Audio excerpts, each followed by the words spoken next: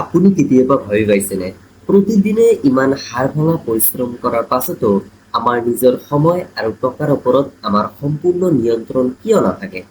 আমি সোমবাৰৰ পৰা শনিবাৰলৈকে খাটি থাকোঁ, কেৱল সপ্তাহৰ শেষৰ দিনটো অলপ আৰাম কৰিবলৈ আৰু EMI বা কিস্তি পৰিশোধ কৰিবলৈ।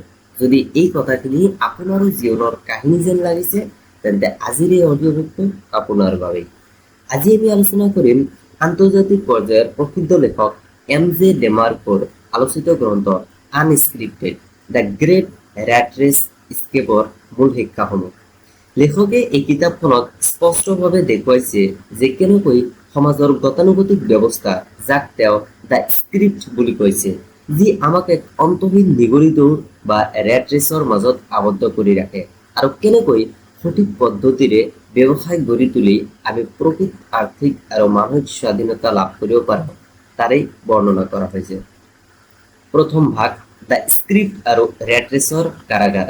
লেখকে আমাৰ সমাজ ব্যৱস্থাক এক অপাৰেটিং চিষ্টেমৰ সৈতে তুলনা কৰিছে, যাৰ নাম তেওঁ দিছে দ্য স্ক্ৰিপ্ট। সৰুৰে পৰাই আমাক শিকোৱা হয়, ভালকৈ পঢ়ক আৰু ডাঙৰ ডিগ্ৰী লওক, এটা নিৰাপদ চাকৰি বিচাৰি লওক, ঋণ লৈ ঘৰ আৰু গাড়ী কিনক, প্ৰতিমাহে অলপ অলপকৈ শ্বেয়াৰ বজাৰত টকা জমা কৰক, যাতে 60ৰ পৰা 65 বছৰ বয়সত অৱসৰ ল'ব পাৰে। কিন্তু লেখকৰ মতে এই ব্যৱস্থাটোকে কোৱা হয় দ্য কনভেনশ্যনেল উইজডম প্ৰিন্সিপাল। যদি আপুনি 99% গতানুগতিক মানুহৰ উপদেশ শুনিয়েই জীৱন কটায়, তেন্তে আপুনিও এটা গতানুগতিক আৰু বন্ধুত্বপূৰ্ণ জীৱনহে পাব। এই নিগনি দৌৰত আপোনাৰ পুৰস্কাৰ হৈছে এটা সীমিত দৰমহা আৰু বৃদ্ধ বয়সত পোৱা অৱসৰৰ এক কাল্পনিক প্ৰতিশ্ৰুতিহে। 2 নম্বৰ ভাগ, জেফ আৰু সামান্থা ট্ৰমেনৰ বাস্তৱ কাহিনী। কিতাপখনৰ ধাৰণাবোৰ বুজাবলৈ লেখকে জেফ আৰু সামান্থা ট্ৰমেন নামৰ এহাল দম্পতীৰ কাহিনী দাঙি ধৰিছে। বাহিৰৰ পৰা চাবলৈ তেওঁলোক সফল যেন লাগিছে, কিন্তু ভিতৰি তেওঁলোক 11খন ক্ৰেডিট কাৰ্ড আৰু গৃহ ঋণৰ বোজাত তল গৈ আছে। 2008 চনৰ অৰ্থনৈতিক মন্দাৱস্থাত জেফে চাকৰি হেৰুৱালে আৰু তেওঁলোকৰ সঞ্চিত সকলো ধন শেষ হৈ গ'ল। ইয়াৰ পাছত সামান্থাই অতিমাত্ৰা পৰিশ্ৰম কৰি পইচা সাচিবলৈ ধৰিলে, কিন্তু 5 বছৰ ধৰি কঠোৰভাৱে পইচা সাচি আৰু বজাৰত বিনিয়োগ কৰাৰ পাছতো তেওঁলোকৰ অৱস্থাৰ কোনো পৰিৱৰ্তন নহয়। তেতিয়াহে তেওঁলোকে বুজি পালে যে কেৱল পইচা সাচিয়েই কোনোৱে যুৱাৱস্থাত ধনী আৰু স্বাধীন হ'ব নোৱাৰে। আমাৰ ইয়াতো কিছুমানৰ ঘৰত এনে দেখা যায়, দুয়োগৰাকীয়ে চাকৰি কৰি থাকিও EMI, ক্ৰেডিট কাৰ্ডৰ বিল আৰু লোনৰ কিস্তিতেই মাহটো শেষ হৈ যায়। 3 নম্বৰ ভাগ, দ্য নিউ পেন ষ্ট্ৰেটেজি আৰু বিশ্বাসত পৰিৱৰ্তন। লেখকৰ মতে আমাৰ জীৱনটো এখন কিতাপৰ দৰে। এই জীৱন এটা শৃংখলৰ ওপৰত চলে। বিশ্বাস, যিয়ে সিদ্ধান্তলৈ লৈ যায়, সিদ্ধান্ত যি আমাক ফলাফললৈ লৈ যায়, আৰু ফলাফল যি আমাক আমাৰ জীৱনৰ অৱস্থাক সূচায়। আমাৰ প্ৰতিটো বিশ্বাসেই যেন এডাল কলম। সমাজে আমাৰ মনত কিছুমান বিষাক্ত বিশ্বাস ভৰাই দিয়ে, যাক লেখকে পয়জন পেনছ বুলি কৈছে, যেনে ব্যৱসায় কৰাটোও বহুত বিপদজনক বা চাকৰিয়েই একমাত্ৰ নিৰাপদ পথ। যেতিয়ালৈকে আপুনি এই ভুল বিশ্বাসবোৰ সলনি নকৰে, তেতিয়ালৈকে আপোনাৰ সিদ্ধান্ত আৰু জীৱনো সলনি নহ'ব। সেয়েহে আমাক লাগে পোৰাছ বিলিভ, অৰ্থাৎ সত্য আৰু নতুন তথ্য গ্ৰহণ কৰিব পৰা এক মুক্ত মানসিকতা। 4 নম্বৰ ভাগ, কমফৰ্টেবল পেন আৰু ছামডেৰ ফাণ্ড। মানুহে নিজৰ অসুখী চাকৰি বা মধ্যমীয়া জীৱনটো সহজে কিয় এৰিব নোৱাৰে? ইয়াৰ মূল কাৰণ হ'ল দ্য কমফৰ্টেবল পেন প্ৰিন্সিপাল।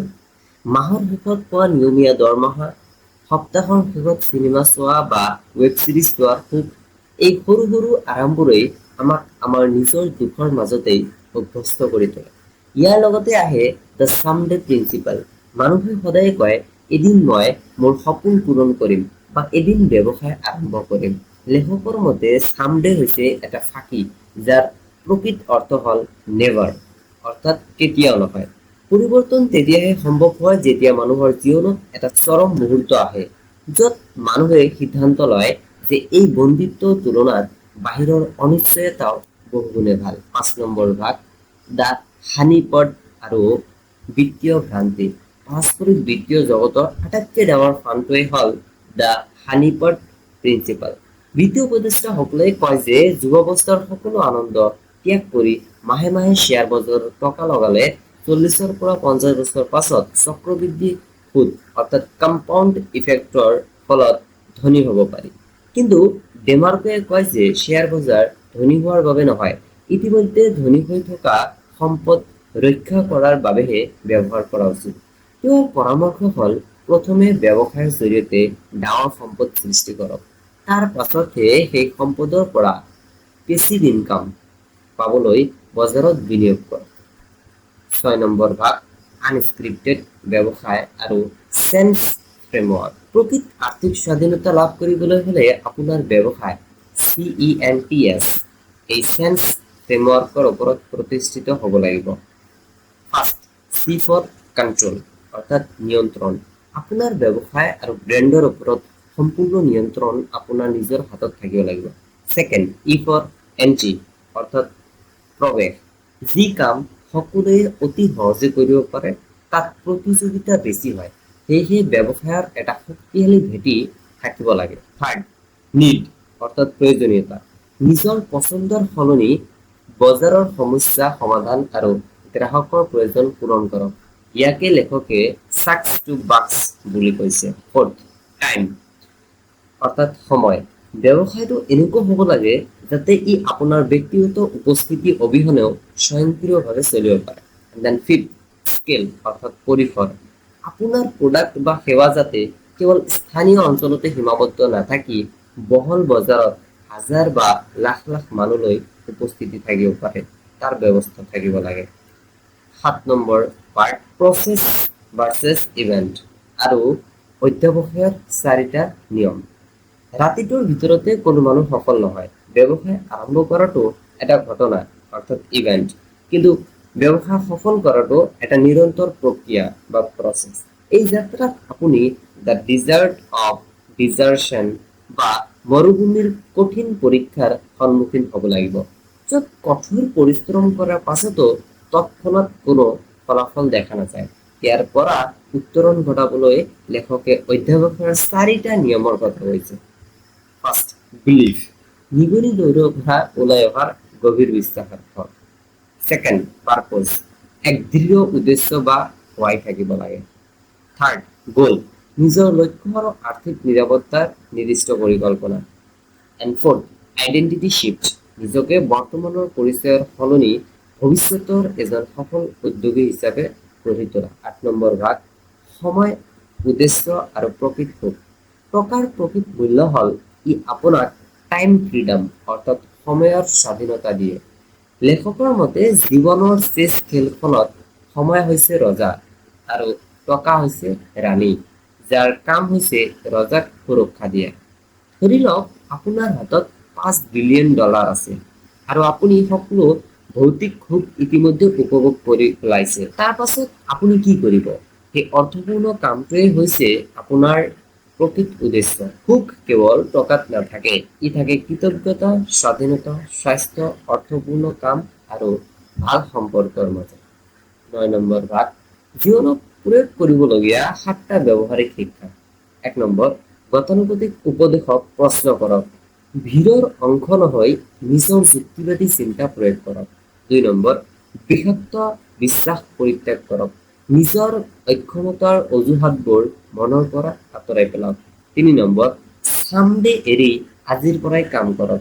সঠিক সময়ৰ বাবে অপেক্ষা নকৰি আজিৰ পৰাই সৰু পদক্ষেপ লওক। 4th, উৎপাদক হওক অৰ্থাৎ প্ৰডিউচাৰ হওক। কেৱল আনৰ বস্তু ব্যৱহাৰ কৰা সলনি মানুহৰ বাবে উপযোগী মূল্য সৃষ্টি কৰক।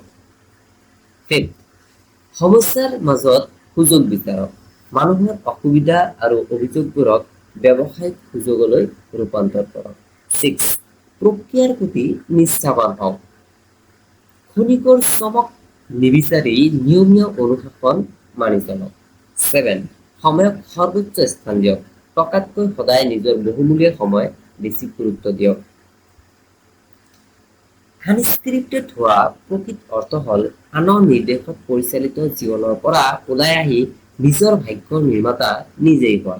যদি এই সাৰাংশই আপোনাক অলপ হ'লেও আৰ্থিক স্বাধীনতাৰ বিষয়ে নতুনকৈ চিন্তা কৰিবলৈ প্ৰেৰণা যোগাইছে তেন্তে ভিডিঅ'টোত এটা লাইক দিয়ক, চেনেলটো ছাবস্ক্ৰাইব কৰক আৰু কমেণ্টত জনাওক আপোনাৰ মতে এই ৰেট ৰেচৰ পৰা ওলাই অহাৰ ক্ষেত্ৰত আটাইতকৈ ডাঙৰ বাধাটো কি। ধন্যবাদ। পুনৰ লগ পাম আন এক গুৰুত্বপূৰ্ণ আলোচনাৰ সৈতে। তেতিয়ালৈকে জয় অসম, জয় হিন্দ।